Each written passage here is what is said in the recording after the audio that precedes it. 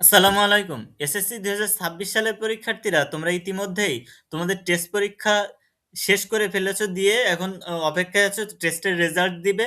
এরপরে তোমাদের এর ভিতরেই আবার শুরু হয়ে যাচ্ছে তোমাদের ফর্ম ফিল আপ।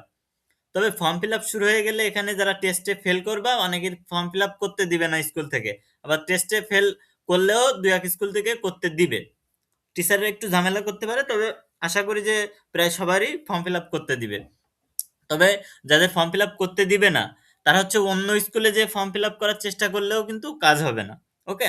আর এবারের প্রশ্ন প্যাটার্নটা কিন্তু একটু ভিন্ন হচ্ছে বলতে, যেহেতু 2025 সালে যারা ফেল করছিল তাদের প্রশ্ন প্যাটার্ন এবং 2026 সালের যারা হচ্ছে পরীক্ষা দিবে নিয়মিত শিক্ষার্থী তাদের প্রশ্ন প্যাটার্ন আলাদা। দুইটা প্রশ্নপত্রে তোমাদের পরীক্ষা দিতে হবে। তো তোমাদের হচ্ছে যাদের তোমাদের প্রশ্নপত্র যাদের হচ্ছে এবার নতুন পরীক্ষা দিবা তাদের প্রশ্নপত্রের প্যাটার্ন কিন্তু একটু ভিন্ন। কেমন কেমন যদি বলি, তোমরা ইতিমধ্যেই কিন্তু তোমরা পরীক্ষা দিয়েছো, টেস্ট পরীক্ষা দিয়েছো। তোমাদের টেস্ট পরীক্ষায় যে ধরনের প্রশ্ন করা হয়েছিল ঠিক সেই রকম প্রশ্ন কিন্তু তোমাদের এসএসসি 2026 সালের পরীক্ষায় পড়বে। ওকে। যেমন বাংলাতে যদি তুমি দেখো সহপাঠ থেকে যেখানে তোমার প্রশ্ন আসতো সৃজনশীল প্রশ্ন, সেখান থেকে কিন্তু সেখানে তোমার হচ্ছে সৃজনশীল প্রশ্ন আসবে না। ঠিক আছে? এই এই যে প্রশ্নগুলো কিভাবে লিখবা তুমি, এখানে প্রশ্ন আসবে ডিরেক্ট লিখতে হবে। সৃজনশীল আগে যেমন ক, খ, গ, ঘ লিখতে হতো না? এরকম আসবে না। এখন আসবে রচনামূলক প্রশ্ন। তোমার বলবে যে এটার উত্তর দাও, এটার বর্ণনা দাও। এরকম লিখতে হবে। তো ক নম্বরের জন্য তোমার ৩ নম্বর, আর খ নম্বরের জন্য তোমার দিবে ৭ নম্বর। এরকম। ঠিক আছে? তো আমরা যদি ধরি যে ক নম্বরের জন্য ৩ নম্বর, তাহলে এটা একটু ছোট করে লিখবো।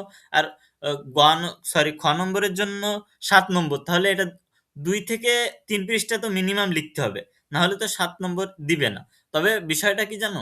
তোমাদের যেটা প্রশ্নে চাবে ঠিক ওই বিষয় নিয়ে আলোচনা করতে হবে। অপ্রাসঙ্গিক কিছু কিন্তু বাড়িয়ে লেখা যাবে না। ওকে? আর অন্যান্য বিষয়গুলো তোমরা জানো যে ইংরেজিতে কিভাবে হবে, অন্যান্য যে বিষয়গুলো তোমরা তো ইতিমধ্যে টেস্ট পরীক্ষা দিয়েছো। তো আশা করি যে খুব কঠিন হবে না প্রশ্ন। ই- খুব ইজিও আবার হবে না। ঠিক আছে? খুব কঠিন করে না, আবার খুব ইজিও করে না। খুব কঠিন লাগবে কাদের কাছে? যারা হচ্ছে পড়াশোনা করেনি সারা বছর তাদের কাছে খুব কঠিন লাগবে। আর যারা হচ্ছে পড়াশোনা করছে তাদের কাছে সহজ লাগবে। এই হচ্ছে বিষয়।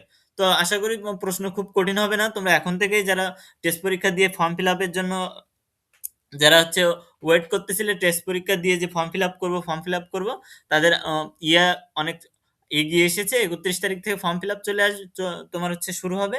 তোমরা ফর্ম ফিল আপ করে ফেলাবা এবং তোমাদের প্রস্তুতি আগের থেকে একটু ভালোভাবে নিবা। ঠিক আছে? আগের থেকে একটু ভালোভাবে বলতে, আগে যেমন পড়াশোনা করতে এখন কিন্তু ওরকম পড়াশোনা করলে হবে না। এসএসসি যে বই, এটা কিন্তু ৩ মাসে সবকিছু কমপ্লিট করে ফেলা যায়। সুতরাং এখনো সময় আছে। এখনো যদি তুমি পড়াশোনা ভালোভাবে করো তাহলে এখনো ভালো রেজাল্ট করা সম্ভব।